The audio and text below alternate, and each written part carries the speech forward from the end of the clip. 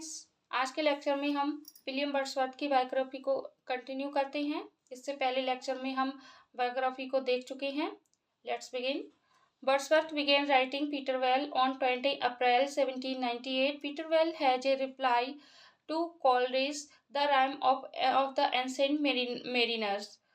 Wordsworth ने पीटरवेल को 20 अप्रैल 1798 में लिखा। पीटरवेल जो उनकी पोइम थी, पीटरवेल कोलरिज की जो पोइम है, वर्क है, the rime of the ancient mariners का रिप्लाई था। This poem was not part of lyrical ballads. ये पोइम लिरिकल बैलेड्स का पार्ट नहीं थी। He included it in his 1820 collected edition miscellaneous poems. उन्होंने इसे अपने 1820 के संग्रहित संस्करण विविध कविताओं में शामिल किया। इन 1798 लिरिकल बैलेड्स केम। 1798 में लिरिकल बैलेड्स आया। लिरिकल बैलेड्स गीतात्मक कथा गीत। Lyrical ballads is a collection of poems by William Wordsworth and Samuel Taylor Coleridge. Lyrical ballads poem का कलेक्शन था विलियम वर्ड्सवर्थ और सैमुअल टायलर कोलरिज के द्वारा। First published in 1798। ये पहले 1798 में प्रकाशित हुई। And generally considered to have marked the beginning of the English romantic. और धीरे धीरे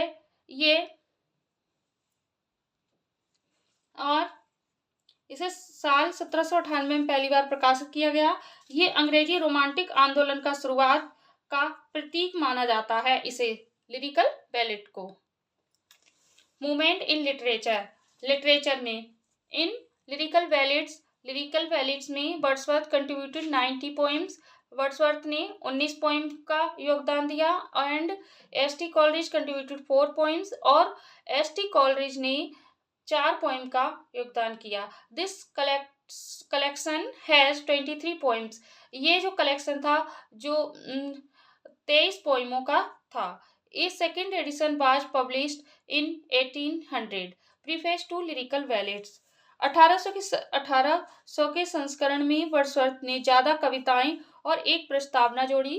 ए third edition was published in 1802। Wordsworth added an appendix titled Poetic Diction, in which he expanded the ideas set forth in the preface. 1802 के संस्करण में Wordsworth ने poetic Dickson नाम का एक परिशिष्ट जोड़ा, जिसमें उन्होंने प्रस्तावना में निर्धारित आदर्शों का विस्तार किया। A fourth edition was published in 1805। उन्होंने चौथा जो संस्करण है 1805 में प्रकाशित किया। Lyrical ballads which opened with Coleridge long poem the rime of the ancient mariners. जो लिरिकल बैलेड्स की जो ओपनिंग होती है वो कोलरिज की poem the rime of the ancient mariner से होती है। And closed with Wordsworth Tintern away. और उसका जो क्लोज होती है तो वो टिंटन अवे लास्ट पोएम थी। In 1802 Wordsworth and Dorothy travel to France. 1802 में विलियम वर्ड्सवर्थ और उनकी बहन डोरोथी ने फ्रांस की यात्रा की, so that he could meet his daughter Caroline. और वह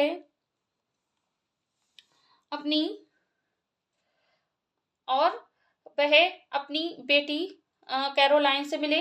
and make arrangement for her support with an Annette Vallon and come back to England. और एंटी-बोलन के साथ उसके समर्थन के लिए एक व्यवस्था की और इंग्लैंड लौट आए। In 1802 Wordsworth married his childhood friend Mary Hutchinson. 1802 में वर्ड्सवर्थ ने अपनी बचपन की मित्र मैरी हचिंसन से शादी कर ली। The couple had 5 children, 3 of whom predeceased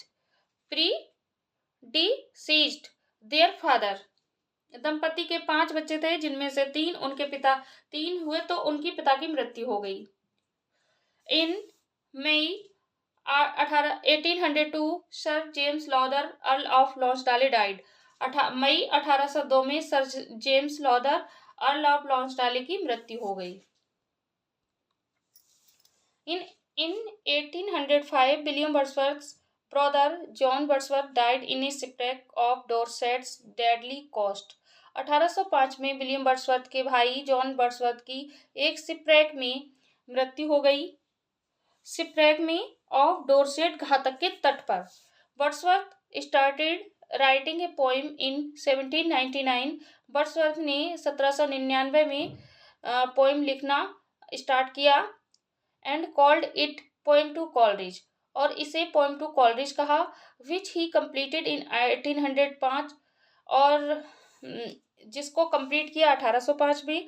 but refused in to published it, लेकिन इसे प्रकाशित करने से मना कर दिया गया। It until he would complete the recluse a long piece for which the poem to Coleridge would be a prologue. Later his sister Dorothy title it growth of a poet's mind.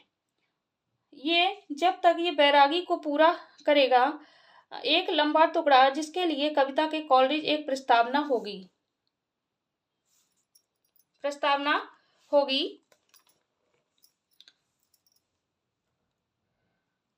Poem to college एक प्रस्तावना होगी।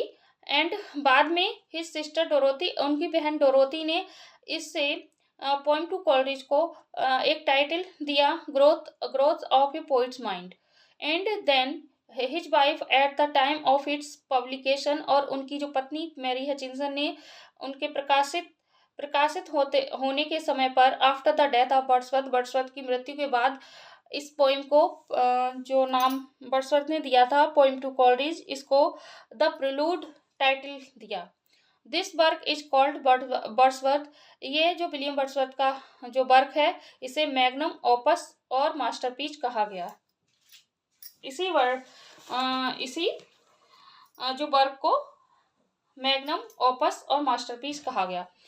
इसे सबसे पहले Wordsworth ने इस poem को poem to Coleridge कहा। फिर उसके बाद डोरोथी ने growth of a poet's mind कहा। उसके बाद उनकी जो वाइफ है, उन्होंने इसे नाम दिया द प्रिलूड।